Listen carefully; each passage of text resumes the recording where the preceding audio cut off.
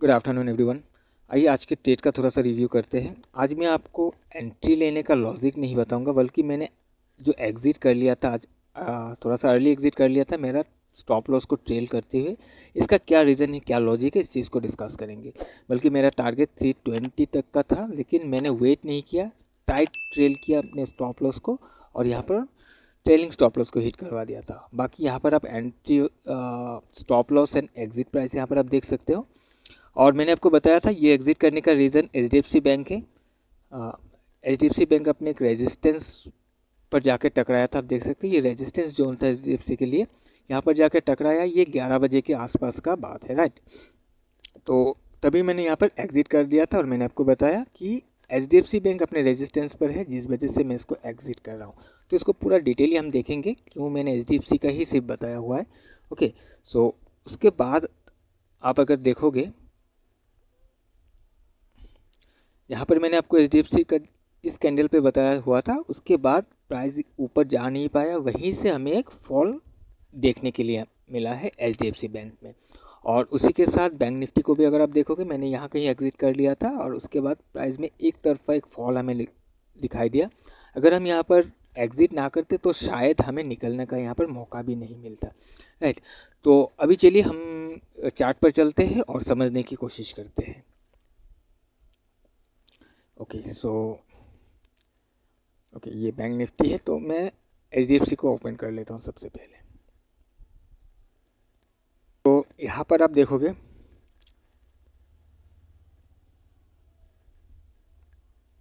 मैं 5 मिनट का चार्ट यहाँ पर लगा लेता हूँ। ओके, सो एचडीएफसी बैंक यहाँ से उठना स्टार्ट किया और इस कैंडल में मैंने आपको बताया था। तो देखिए, सबसे पहला एक चीज़ देखिए, यहाँ पर जब एचडीएफसी बैंक चलना स्टार्ट हुआ, इस एरिया को आप ध्यान से देखिए, ये back to back green candle बनाते हुए ऊपर जा रहा है, राइट। ऐसा मार्केट चलता है क्या? मार्केट तो रिट्रेस करेगा, तो यहाँ पर कोई रिट्रेसमेंट नहीं है और यहाँ पर ये रेजिस्टेंस जोन पर जाकर टकराया। अब ये नेचुरल रिट्रेसमेंट एक आ सकता है, अभी इतना गिरेगा नहीं गिरेगा वो बात की बात है। अभी ये गिर गया तो हमें नज़र आ रहा है, बट हम इतना एक एज्यूम कर सकते हैं कि रेजिस्टेंस पर है, तो यहाँ से एक रिट्रेसमेंट आ सकता है, राइट। अब मैं बाकी दूसरे बैंक को दिखाता हूँ। ये 11 बजे के आसपास का ये यहाँ पर मैंने आपको बताया था जब 11:5 हो रहा था। ओके, उसके बाद अगर आप देखोगे, मैं एक्सिस बैंक को दिखाता हूँ। ओके, सो एक्सिस बैंक को अगर आप देखोगे तो ये 11 बजे के आसपास अगर देखोगे तो पहले तो ये ऊपर उठना स्टार्ट किया था, उसके बाद ये यहाँ पर रुक गया था, राइट। इस एरिया में ट्रेड कर रहा था 11 बजे के आसपास। यहाँ पर इसके लिए एक लेवल भी था जिसको ब्रेक करके गया था, फिर ये अंदर चला आया, फिर कोशिश किया, फिर से ये अंदर चला आया, है। तो एक्सिस बैंक कुछ साइडवे जैसा रिएक्ट कर रहा था। उसके बाद आईसीआईसीआई आईसीआईसीआई में क्या हुआ, देखिए 11 बजे के आसपास आईसीआईसीआई इस एरिया पर ट्रेड कर रहा था। ये ऊपर नीचे आया, यहाँ से जाने की कोशिश किया ऊपर की तरफ, ये जिगजैग बनाते ऊपर जा रहा था, बट यहाँ पर आकर इस एरिया को अगर आप ध्यान से देखोगे तो ये कम्प्लीटली साइडवे हो गया था, राइट। और उसी के साथ अगर हम एसबीआईएन को देखें, सो एसबीआईएन को अगर आप देखोगे तो एसबीआईएन ये भी धीरे धीरे करके ऊपर जा रहा था। उसके बाद प्राइस ने कुछ इस तरीके का रिएक्ट किया, यानी कि यहाँ पर एक टॉप बनाने के बाद इसने अपने स्ट्रक्चर को नीचे की साइड में शिफ्ट करने की कोशिश करने लगा, राइट। तो यहाँ पर जो एक्सिस, आईसीआईसीआई एंड एसबीआई, हम कोटक को भी देख लेते चलिए। तो कोटक को अगर देखोगे, कोटक बैंक यहाँ पर एक इम्पॉर्टेंट जोन था जिसके नीचे ये ट्रेड कर रहा था, ये भी कम्प्लीटली साइडवे रिएक्ट कर रहा था। तो एचडीएफसी को छोड़कर बाकी ये जो 4 बैंक है, ये चारों बैंक न्यूट्रल बढ़ा हुआ था। सिर्फ एचडीएफसी बैंक ऊपर की साइड में बैक टू बैक कैंडल बनाते हुए जा रहा था, राइट। सो अगर एचडीएफसी में रिट्रेसमेंट आएगा,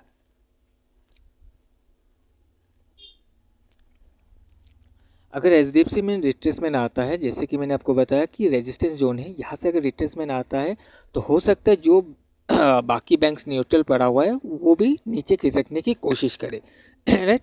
सो अगर बाकी बैंक भी नीचे खिसकने की कोशिश करेगा, गिरने की कोशिश करेगा, तो वैसे भी बैंक निफ्टी ऊपर रुक नहीं पाएगा, वो भी नीचे गिर जाएगा।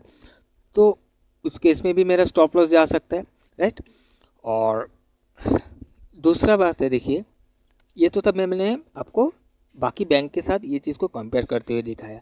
साथ ही अगर आप देखोगे जब प्राइस यहाँ से उठकर यहाँ तक गया, ये जो लास्ट ग्रीन कैंडल आप देख रहे हो रेजिस्टेंस पे जो बना हुआ है, अब इसके वॉल्यूम को देखो कितना ज़्यादा वॉल्यूम यहाँ पर आया हुआ है। ये वॉल्यूम यहाँ पर क्यों आया है, इतना ज़्यादा वॉल्यूम? इसको तो यहाँ कहीं आना चाहिए था ना, क्योंकि अगर इसमें बाइंग हुआ है तो नीचे से बाइंग होना चाहिए। इतने ऊपर जाने के बाद रेजिस्टेंस एरिया पर कौन बाई करेगा, राइट। तो यहाँ पर हमें दिख रहा है ग्रीन कैंडल, लेकिन ये एक्चुअल में ग्रीन कैंडल नहीं है, यहाँ पर सेलिंग हुआ है। क्योंकि इससे पहले भी अगर आप देखोगे ये जो एरिया है, इसको आप थोड़े टाइम के लिए अगर हम इसको छोड़ देते, इससे पहले भी एक वॉल्यूम आया हुआ था यहाँ पर। ये समझ में आता है हमें कि ऊपर से ऐसे नीचे आया, यहाँ से एक वॉल्यूम बढ़ा के ऊपर जाने की कोशिश करने लगा। यहाँ तक हमें समझ में आ रहा है। ये फिर धीरे धीरे ऊपर जा रहा है, यहाँ पर एक वॉल्यूम आया, फिर ये ऊपर जा रहा है।